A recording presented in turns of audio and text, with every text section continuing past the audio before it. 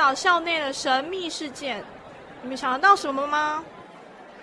我记得学校有旧宿舍，听说被废弃的原因不明，我们要不要去查查看啊？那么我们就去问校内最资深的工友北北吧。好啊，那我们走吧。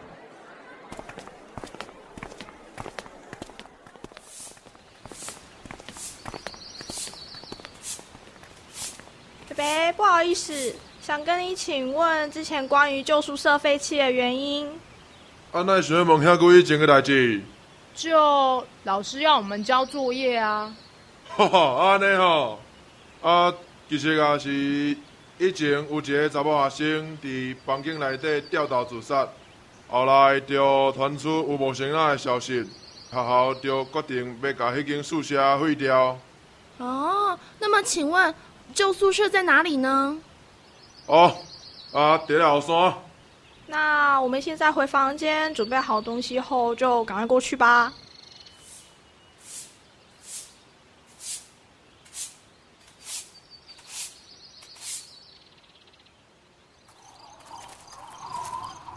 哇哦，这里阴风阵阵，好有气氛哦。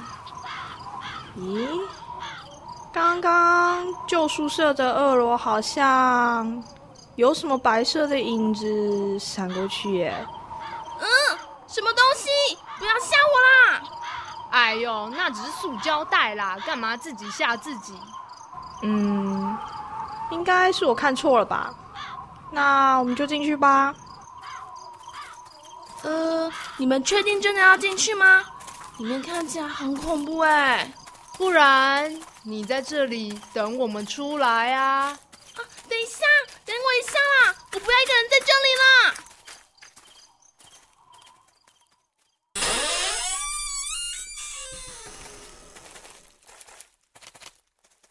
这里都是垃圾和枯叶，好臭哦！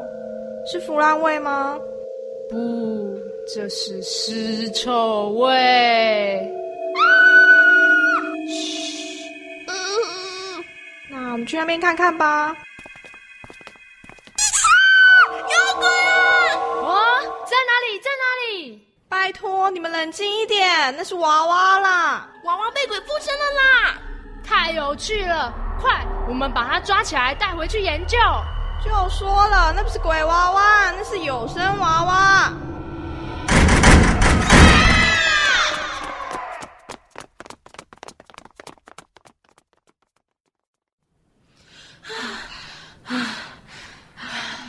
嘿，嘘，你们听，你们有没有听到水滴的声音啊？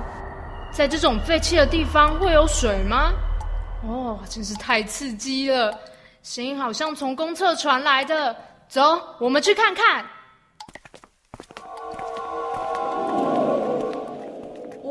我刚刚好像看到镜子里面有东西飘过去耶！啊！吓死人啊！怎么会突然有那种冲水声？我们还是回去啦。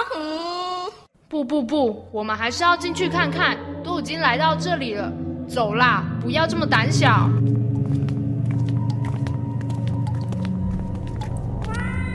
等一下，为什么会有小孩子的哭声啊？